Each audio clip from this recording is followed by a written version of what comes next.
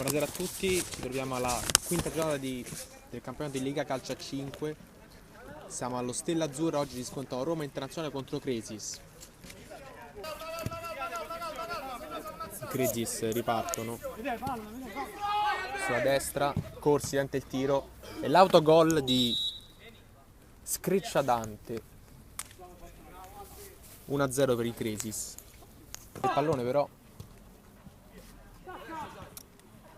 attenzione, il gol di Corsi su disimpegno sbagliato da parte della Roma Internazionale tra Sgreccia e Parrini, non si sono intesi, la palla arriva a Corsi che piazza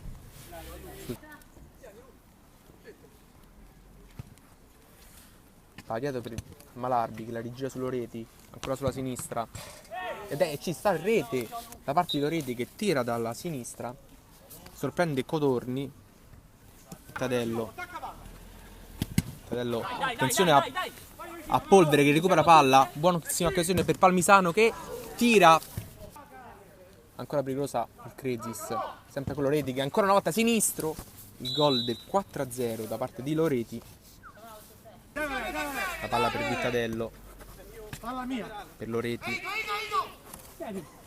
la mette in mezzo, buona per Malarbi che fa il 5-0 per i Cresis contro la Roma Internazionale.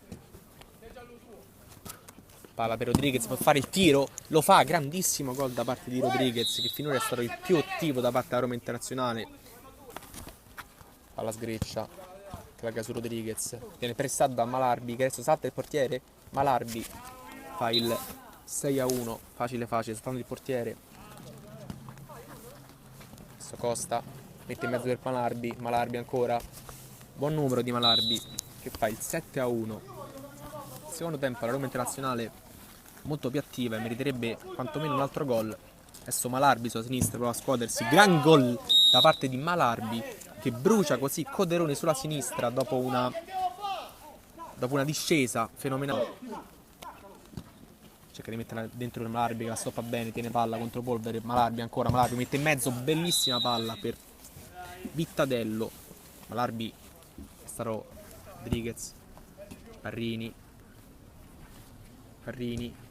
tenta il tiro, bel gol da parte di Parrini che chiude anche la gara su un punteggio di 9-2. La Roma Internazionale aveva iniziato bene il secondo tempo ma non è servito a limitare il passivo.